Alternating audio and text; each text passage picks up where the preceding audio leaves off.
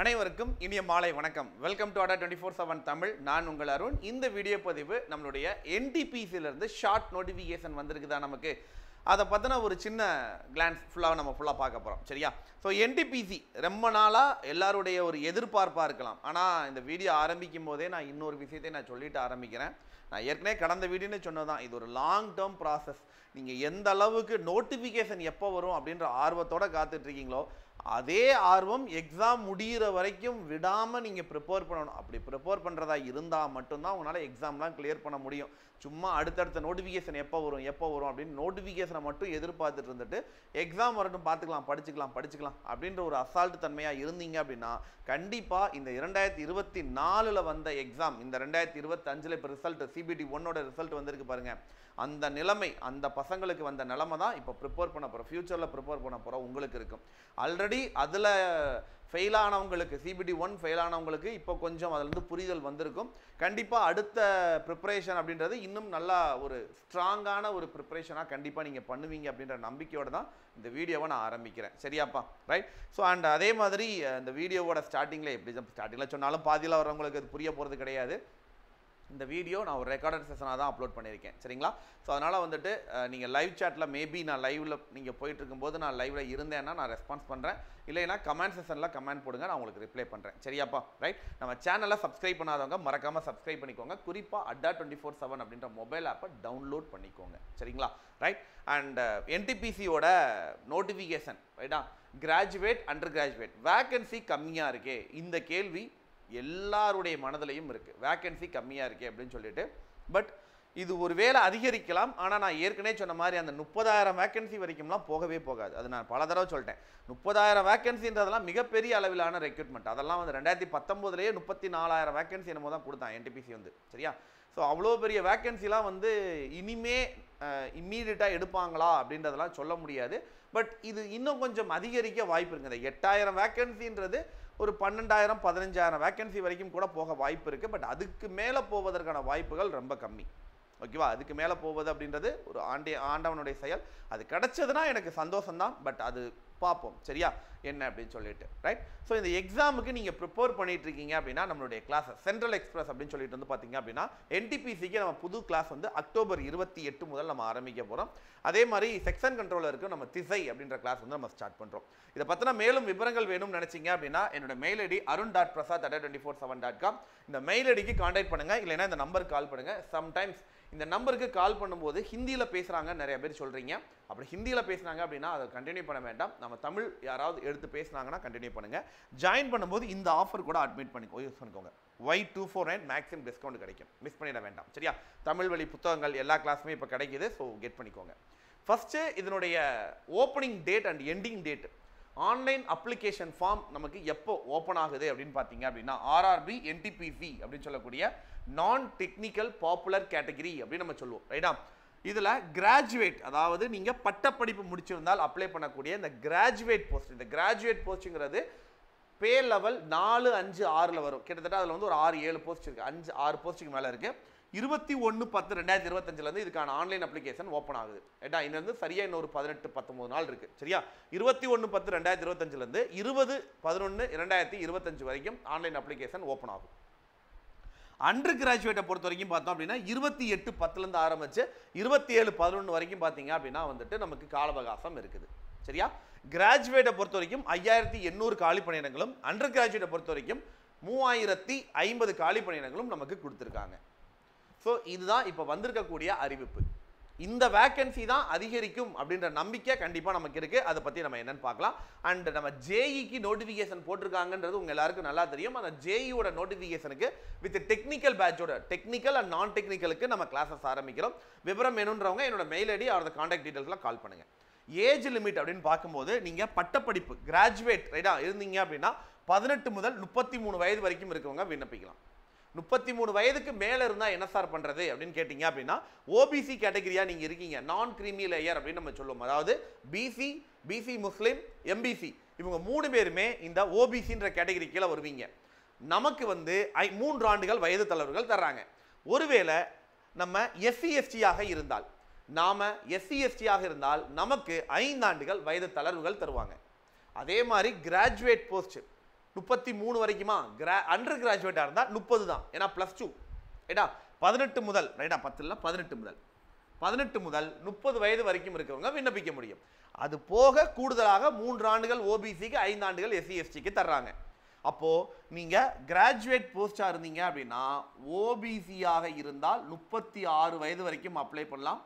SC R ST ஆக இருந்தால் 3 + 5 38 வயது வரைக்கும் அப்ளை பண்ணலாம். அதே அண்டர் கிராஜுவேட்டை பொறுத்த வரைக்கும் ஓபிசியாக இருந்தால் 33 வயது வரைக்கும், எஸ்சி ஆர் எஸ்டி ஆக இருந்தால் 35 வயது வரைக்கும் விண்ணப்பிக்க முடியும். இதுதான் நமக்கான ஏஜ் லிமிட். எஜுகேஷன் குவாலிஃபிகேஷனை பொறுத்த வரைக்கும் கிராஜுவேட்டுக்கு எனி டிகிரி, ஏதேனும் ஒரு பட்டப்படிப்பு. அவங்க கேட்கறது ஏதாவது ஒரு பட்டப்படிப்பு படித்தா போதும் தான் கேட்குறாங்களே தவிர ஸ்பெசிஃபிக்காக அவங்க கேட்கறது இல்லை, ஏதேனும் ஒரு பட்டப்படிப்பு. அண்ட் அண்டர் கிராஜுவேட்டை பொறுத்த வரைக்கும் +2 ஆர் த ஈக்குவலண்ட் 12th ஸ்டாண்டர்ட் படித்தா போதும், அல்லது அதுக்கு சமமான கல்வி டிப்ளமோ படிச்சிருந்தீங்க அப்படின்னா உங்களால் விண்ணப்பிக்க முடியும். இதுதான் வந்து பார்த்தீங்க அப்படின்னா இப்போ வந்திருக்கக்கூடிய இந்த நோட்டிஃபிகேஷனுக்கான அடிப்படை கல்வி தகுதி மற்றும் வயது வரம்பு. இந்த எக்ஸாம் எப்போ சார் நடக்கும்? நிறைய பேருடைய அடுத்த கொஸ்டின், இந்த எக்ஸாம் எப்போ நடக்கும்? நல்லா ஞாபகம் வச்சுக்கோங்க, நான் ஏற்கனவே பழைய வீடியோவில் நான் சொல்லிட்டேன், எக்ஸாம் மினிமம் ஏப்ரல் மேக்கு அப்புறம் தான். இப்போ உடனேலாம் இன்னைக்கு நாளைக்கெலாம் நடக்க போகிற எக்ஸாம் கிடையாது, சரியா? ஏன்னா ஏற்கனவே போட்ட எக்ஸாமுக்கு இப்போ தான் ஒவ்வொரு ப்ராசஸாக நடந்துக்கிட்டு இருக்கு. அதனால முடிஞ்ச வரைக்கும் இன்னும் நல்ல டைம் தள்ளி போகும். ஸோ ப்ரிப்பரேஷனை தரமாக பண்ணலாம். Let's start the preparation. இப்போ இம்மீடியட்டாக நீங்கள் ஆரம்பிக்கலாம். ஸோ நல்லா பொறுமையாக நிறுத்தி நிதானமாக நீங்கள் ப்ரிப்பரேஷன் ஸ்டார்ட் பண்ணுறீங்க அப்படின்னா கண்டிப்பாக ஒரு நல்ல அட்டம்ப்டாக கண்டிப்பாக உங்களால் கொடுக்க முடியும். நான் அதுதான் சொன்னேன், ஒரு லாங் டேர்ம் ப்ராசஸ். நிறுத்தி நிதானமாக பொறுமையாக நீங்கள் ப்ரிப்பரேஷனை ஸ்டார்ட் பண்ணுங்கள். ஜிஎஸ் பாட்டை நல்லா படிங்க, சரியா? ஆப்டிடியூட் ரீசனிங்க்கு நீங்கள் எந்த அளவுக்கு முக்கியத்துவம் கொடுக்குறீங்களோ, ஆப்டிடியூட் ரீசனிங் இதுக்கு எந்த அளவுக்கு முக்கியத்துவம் கிடைக்கிறீங்களோ அதுக்கு ஈக்குவலண்ட்டாக இந்த ஜிஎஸ் பார்ட், இந்த ஜிஎஸ் பார்ட்டை நம்ம 4 பகுதிகளாக பிரிக்கலாம். சயின்ஸு, சோசியல், ஸ்டாட்டிக் ஜிகே, அப்புறம் கரண்ட் அஃபேர்ஸ். நடப்பு நிகழ்வுகள்லாம் ஒரு வருடம் கண்டிப்பாக படிக்கணும். ஒரு வருடம், இந்த 2024 அக்டோபர் 1ஆம் தேதியிலேருந்து கணக்கு வச்சுக்கோங்க. அக்டோபர், நவம்பர், டிசம்பர், ஜனவரி, பிப்ரவரி, மார்ச், ஏப்ரல். ஒருவேளை ஏப்ரல் அவசரமாக எக்ஸாம் வந்தால் கூட 7 மாத கரண்ட் அஃபேர்ஸ் நீங்கள் படிக்கலாம். இன்னையிலேருந்து கரண்ட் அஃபேர்ஸ் படிக்க ஆரம்பிங்க. இன்னையிலேருந்து கரண்ட் அஃபேர்ஸ் படிக்க ஆரம்பிங்க, சரியா? சிஏ, ஸ்டாட்டிக் ஜிகே அது மாதிரி கொஞ்சம் ஃபோக்கஸ் பண்ணி ஸ்டாட்டிக் ஜிகே படிங்க. அண்ட் சயின்ஸ் அண்ட் சோசியல் எவ்வளோ தூரம் இன்டெப்த்தாக கான்செப்டை புரிஞ்சு படிக்க முடியுமோ படிங்க. ஆப்டிடியூட் அண்ட் ரீசனிங்கில் ரீசனிங் ரொம்ப ஈஸியாக எல்லாருக்குமே வந்துடும். ஆப்டிடியூட் ரைட்டா ரொம்ப குறிப்பாக trigonometry, geometry, area, advance maths, அப்புறம் அதே மாதிரி வந்து பார்த்தீங்க அப்படின்னா அப்ளிகேஷன் ப்ராப்ளம், அர்த்தமெட்டிக் சம் அப்படின்னு சொல்லுவோம். அதெல்லாம் ஃபோக்கஸ் பண்ணி நல்லா ப்ரிப்பேர் பண்ணுங்கள். ஸோ இதெல்லாம் நீங்கள் நல்லா ப்ரிப்பேர் பண்ணீங்க அப்படின்னா மேபி ஏப்ரல் ஆர் த மேல இந்த எக்ஸாம் நம்ம எதிர்பார்க்கலாம். ஏப்ரல் அல்லது மே அப்புறம் தான், ஏப்ரல் மே மினிமம் எதிர்பார்க்கலாம். அதுக்கு முன்னாடி ஏர்லியராக வருவதற்கான வாய்ப்புகள் ரொம்ப குறைவு. ஸோ ப்ரிப்பரேஷனை இங்கேருந்து நீங்கள் ஆரம்பிங்க, இதிலிருந்து ப்ரிப்பரேஷனாக ஸ்டார்ட் பண்ணுங்கள், சரியா? ஸோ நம்ம பேசிக் கிளாஸ் உங்களுக்கே தெரியும், அக்டோபர் 28ஆம் தேதி நம்ம கிளாஸ் ஆரம்பிக்கிறோம். சென்ட்ரல் எக்ஸ்பிரஸ் ரைட்டா? ஐ திங்க் சென்னை என்ன கிளாஸ் பாது நான் சஜஷனில் சொன்னேன், சென்ட்ரல் எக்ஸ்பிரஸ், சரியா? இந்த சென்ட்ரல் எக்ஸ்பிரஸ் கிளாஸ் வந்து நீங்கள் ஜாயின் பண்ணிக்கோங்க வேணும்னா, சரியா? அண்ட் ப்ரிப்பரேஷன் நான் திரும்பவும் சொல்கிறேன், ஒரு லாங் டேர்ம் ப்ராசஸ். வேலைக்கு போயிட்டுருக்கிறவங்க விட்டுட்டு படிக்கலாமா, இல்லை வந்து நான் ஏற்கனவே ட்ரை பண்ணேன் எனக்கு சரியாக கிடைக்கல, நான் இன்னும் கொஞ்சம் ஃபோக்கஸ் பண்ணலான் இருக்கேன், எப்படிப்பட்ட இதை கேட்டகரியாக இருந்தாலும் இந்த ஒரு எக்ஸாமுக்கு தெளிவாக ப்ரிப்பேர் பண்ணுங்கள். இந்த ஒரு எக்ஸாம் என்னோட டார்கெட் அப்படின்றத வச்சு படிங்க. அண்ட் வேக்கன்சி கம்மியாக இருக்குது, வேக்கன்சியே ரொம்ப தமிழ் சதர்ன் ஜோனுக்கு, தமிழ் ஸ்டேட்டுக்கு ரொம்ப கம்மியாக கொடுத்துருக்காங்க. அப்படியெல்லாம் நீங்கள் வந்து ஒவ்வொன்றா குழப்பிக்கிட்டு இருந்தீங்க அப்படின்னா நம்மளால் ஒன்றுமே பண்ண முடியாது.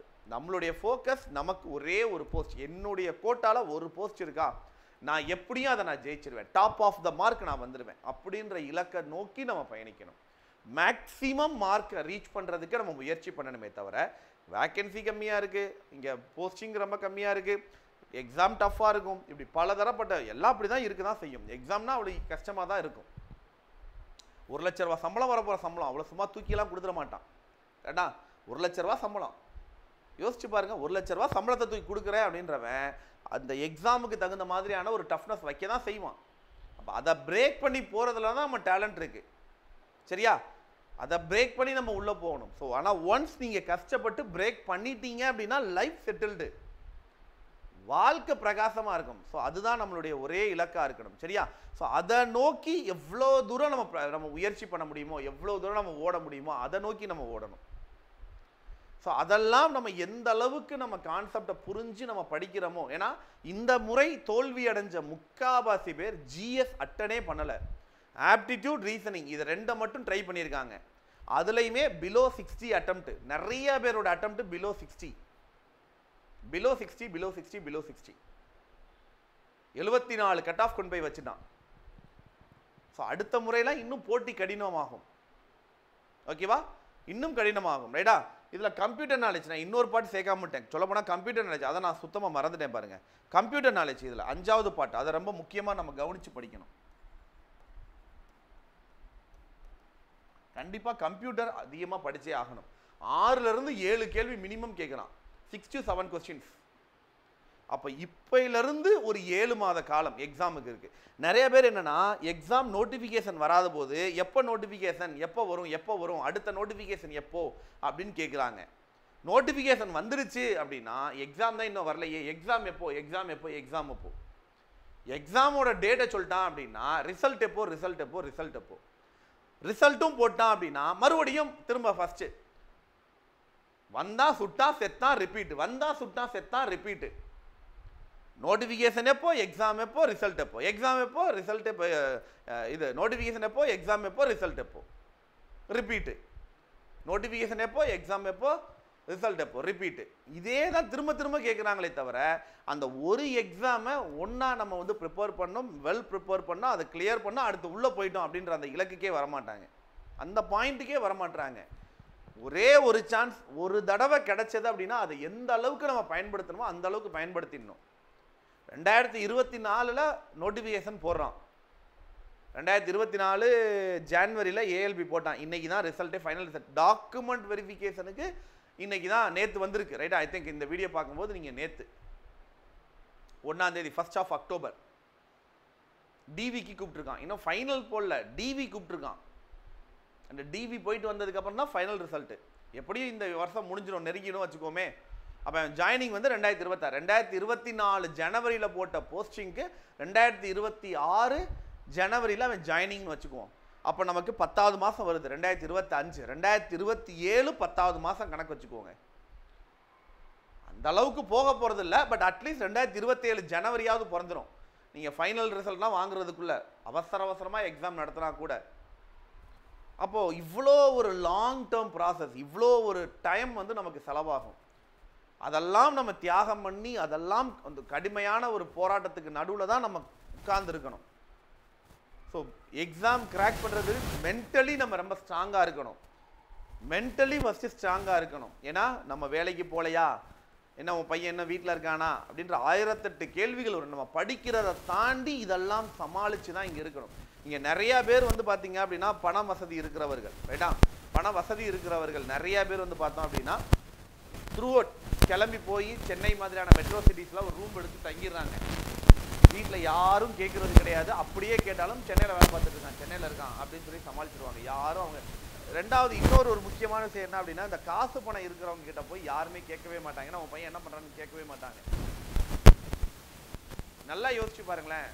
காசு பணம் இல்லாதவர்கள் மிடில் கிளாஸஸாக இருக்காங்கல்ல, அவங்க கிட்ட வந்து தான் வந்து இந்த கொஞ்சம் அப்பர் மிடில் கிளாஸாக இருப்பாங்க. அவங்க பையன் வந்து ஏதோ உள்ள செட்டிலாக இருப்பான், அவங்க தான் வந்து கேட்டுகிட்டே இருப்பாங்களே தவிர எந்த மிடில் கிளாஸில் இருக்கிற நபர்களாவது அப்பர் மிடில் கிளாஸ்லையோ இல்லை ஹை கிளாஸில் கொஞ்சம் பணம் வசதி படைத்தவர்கள் கிட்ட அவங்ககிட்ட போய் உங்கள் பையன் என்ன பண்ணுறான் அப்படின்னு யாரும் கேட்க மாட்டாங்க. சரியா? ஸோ அவங்களாம் என்ன பண்ணுவாங்கன்னா நீட்டாக சென்னை மாதிரி ஒரு ஊருக்கு கிளம்பி போவாங்க, ரூம் எடுத்து நீட்டாக தங்குவாங்க, மாதம் வீட்டிலேருந்து பணம் வரும். ஸோ அவங்களுடைய ப்ரிப்ரேஷன் தெளிவாக இருக்கும். ஒரு 4-5 ஆண்டுகள் பரவாயில்ல, ரைட்டா? வீட்டிலேருந்து பணம் கொடுக்குறாங்க, ப்ரிப்பேர் பண்ணுறாங்க. பட் ஆனால் ப்ரிப்ரேஷனில் கான்சன்ட்ரேஷன் பண்ணி ஜெயிச்சிடுறாங்க. அப்பா அம்மா ஆல்ரெடி வேலையில் இருப்பாங்க. நம்ம எல்லாரும் நினச்சிக்கிட்டு இருக்கோம், ரைட்டா? நம்ம எல்லாரும் நினச்சிட்டு இருக்கோம் இவனுக்கெல்லாம் கிடைச்ச வாழ்க்கை எனக்கு கிடைக்க மாட்டேங்குதேடா. உண்மைதான். அப்பா அம்மா ஆல்ரெடி படிச்சு ஒரு வேலையில இருக்காங்க, ஒரு அரசு துறை வேலையோ இல்லை ஒரு நல்ல பிஸ்னஸோ பண்ணக்கூடிய இடத்துல ஒரு பண வசதி படைத்தவர்களாக இருக்காங்க. ஸோ எந்த விதமான டிஸ்ட்ராக்ஷனும் இல்லாமல் அவனுக்கு படிப்பதற்கான ஒரு சாத்தியம் அவனுக்கு கிடைக்குது. ஆனால் நல்லா மனசு வச்சுக்கோங்க, அதே பையன் படிக்க வேணான்னு முடிவு பண்ணிட்டு வீட்டுல இருந்து வாங்குற காசை வாங்கிட்டு ஊரை சுத்தினான்னா அவன் என்ன பண்ண முடியும்? ஆனா அவன் உட்கார்ந்து படிக்கிறான்ல, அவனுக்கான வேலையை அவன் சரியா பண்றான்ல, அதையாவது நம்மளும் சரியா பண்ண முயற்சி பண்ணணும். சரியா? நமக்கு 1000 தடைகள் வரும், அந்த தடைகளை தாண்டி தான் நாம ஜெயிக்கணும். கரெக்டா? நம்ம கிட்ட 1000 பேருக்கு நமக்கு வெளியே போய் உட்கார்ந்து படிக்க வசதி இருக்காது, நம்ம வீட்டில் தான் உட்காந்து படிச்சான்ற கட்டாயம் இருக்கு. அதிகபட்சம் போனால் லைப்ரரியில் போய் உட்காந்து படிக்கலாம், நம்ம ஊர்ல இருக்க லைப்ரரிக்கு வேணா போகலாம். ஆனா அதையும் 4 தடவை ரோட்ல நடந்துட்டோம் அப்படின்னா கண்டிப்பா கேட்கறேன், என்ன இந்த பையன் இங்கே வீட்டிலேயே உரைச்சு படிக்கான் எப்ப பார்த்தாலும் அப்படின்னு கேட்டவங்களாம் இருப்பாங்க. ஸோ அப்போ அதெல்லாம் தாண்டி தான் நம்ம அந்த இடத்த ஜெயிக்கிற இடத்துக்கு நம்ம பயணிச்சு ஆகணும். ஒரு லாங் டேர்ம் ப்ராசஸ், அடுத்த ஒரு நீளமான ஒரு அதிக நாட்கள் செலவிடக்கூடிய ஒரு போருக்கு தயாராகிக்கோங்க. ஸோ இந்த வரக்கூடிய இந்த போர் அப்படிங்கிறது உங்க வாழ்வினுடைய வாழ்வா சாவா அப்படின்னே நம்ம சொல்லலாம். டூ ஆர் டை, அவ்வளோதான். வாழு இல்லை வாழ விடு, வாழ விடுலாம் கிடையாது. ரைட்டா? ஒன்று செத்து மடி, அப்படிதான். ரைட்டா? ஒன்று இந்த முறை வெற்றி அடைந்துடு அல்லது செத்து மடிந்து விடு அப்படின்ற மாதிரி அந்த அளவுக்கு போராடுங்க. அதுக்காண்டி தோத்துட்டோம் அப்படின்றக்காக செத்து மடியணுன்ற அவசியம் கிடையாது. வாழ்க்கையில் இது மட்டும்தான் எக்ஸாம், வாழ்க்கையில் இது மட்டும்தான் வந்து இலக்கு அப்படின்லாம் கிடையாது. நமக்குன்னு ஏதோ ஒன்று, நமக்கான ஒன்று எழுதி வச்சிருப்பான் ஆண்டவன். சரியா? நமக்குன்னு ஏதோ ஒன்று எழுதி வச்சிருப்பான். அந்த வாழ்க்கை அது பாட்டு ஓடிட்டே இருக்கும், அதை யாராலும் தடுத்து நிறுத்த முடியாது. யாராலும் அந்த வாழ்க்கையை தடுத்து நிறுத்த முடியாது. அது வாழ்க்கை, வாழ்ந்துதான் ஆகணும். சரியா? அதாவது நம்ம ப்ரிப்பரேஷன்றது சாவுற அளவுக்கு ப்ரிப்பரேஷன் பண்ணணும். அதுக்கான வாழ்க்கையில சாகுறதுன்றது தப்பான ஒரு கேட்டகரி. தோத்துட்டோன்றதுக்காக அதெல்லாம் நம்ம வந்து யோசிச்சு கூட பார்க்கக்கூடாது. மென்டலி நம்ம, சரியா? So first of all mentally ready ஆகுங்க. ஒரு லாங் டேர்ம் ப்ராசஸுக்கு நம்ம ரெடியாக போகிறோம் அப்படின்ற ஒரு மென்டலி நம்ம ரெடியாங்க. அதே மாதிரி எவ்ரிடே ஃபிசிக்கலி உங்களை வந்து கொஞ்சம் ப்ரிப்பேர் பண்ணுங்க. டெய்லி காலையில் எழுந்திரிச்சா யோகா பண்ணுறது, வாக்கிங் போகிறதோ இல்லை ஜாக்கிங் போகிறதோ, ஏஜ் கம்மி தான், பட் இட் ஆக்டிவ்னஸை கொடுக்கும். இதெல்லாம் வந்து பார்த்தீங்க அப்படின்னா உங்கள் லைஃப் ஸ்டைலை மாற விடாமல் நீங்கள் அந்த ஸ்டடீஸில் கான்சன்ட்ரேஷன் பண்ணுறதுக்கும் நீங்கள் ஆக்டிவாக இருக்கிறதுக்கும் பயனாகும். டெய்லி காலையில் ஜாகிங் போங்க, முடிஞ்சால் ஒரு 2 மணி நேரம் போய் விளையாடுங்க. பசங்களோட சேர்ந்து ஜாலியாக விளையாடுங்க. இட்ஸ் மென்டலி ஃப்ரீயாக இருக்கலாம், பாடி ஹெல்த்தியாக இருக்கும். ஒரு லாங் ப்ராசஸுக்கு இதுவும் உதவும். இதெல்லாம் நம்ம பண்ணும்போது தான் நம்மளுடைய வெற்றி அப்படின்றது நமக்கு அடைஞ்சிருக்கு. அதே சமயத்தில் என்னோட ஒரு பர்சனல் அட்வைஸாக நான் எப்போவுமே சொல்கிறது, இந்த ரயில்வே எக்ஸாம்னு சொல்லி அந்த ஒரே ஒரு எக்ஸாமை மட்டும் ஃபோக்கஸ் பண்ணி எப்போவுமே படிக்காதீங்க. ஏன்னா ஒன்ஸ் வெற்றியும் தோல்வியும் நமக்கு வந்து எப்படி வேணால் நமக்கு வரும். முயற்சினால கண்டிப்பாக வெற்றி மட்டும்தான்றது யாரும் சொல்லிட முடியாது. அப்போ ஒரு வேளை தோத்துட்டால் செகண்ட் ஆப்ஷன் இருக்கணும். இந்த படத்தில் தான் வந்து பார்த்தீங்க அப்படின்னா இந்த டைலாக்லாம் பாய்ங்க, இந்த மாதிரி நேரத்தில் வீரங்களாம் சொல்கிறது விடு பார்த்துக்கலாம் அப்படின்ட்டு, அதெல்லாம் வந்து சும்மா டுபாக்கூருக்கு, படத்துக்கு வேணால் நல்லா இருக்கும். சரியா? வீரவசனம் பேசிட்டு வேணால் கிளம்பி போயிடலாம், அதை வச்சு வாழ்க்கை வாழ முடியாது. ரைட்டா? நம்ம இந்த படத்தில் வந்து பார்த்தீங்க அப்படின்னா இதெல்லாம் வார்த்தைக்கு வேணால் நல்லா இருக்கும், வச்சு வாழ முடியாது அப்படின்னு சொல்லிட்டு சரண்யா பொன்வனன் ஒரு டைலாக் பேசியிருப்பாங்க. கிட்டத்தட்ட அது மாதிரி தான். இதெல்லாம் படத்துக்கு வேணால் நல்லா இருக்குமே தவிர வாழ்க்கைக்கு பிளான் பி எப்போவுமே அவசியம். பிளான் ஏ ரயில்வே ப்ரிப்பேர் பண்ணுறீங்கன்னா கூடுதலாக எஸ்எஸ்சிக்கோ ஏதோ ஒரு எக்ஸாமுக்கு சைடில் ப்ரிப்பரேஷன் பண்ணுங்க. சரியா? ஏன்னா அதுவும் ஒரே ஒரு எக்ஸாம், என்டிபிசி மட்டும்தான் என் டார்கெட் அப்படியெல்லாம் தயவு செஞ்சு இருக்கவே இருக்காதீங்க. சரியா? ஒரே நேரத்தில் 2 முயல்களை துரத்துனா தோத்துருவோமே சார், கரெக்டு. அதனால தான் அதை செகண்ட் ஆப்ஷனாக வைங்கன்னு நான் சொல்கிறேன்.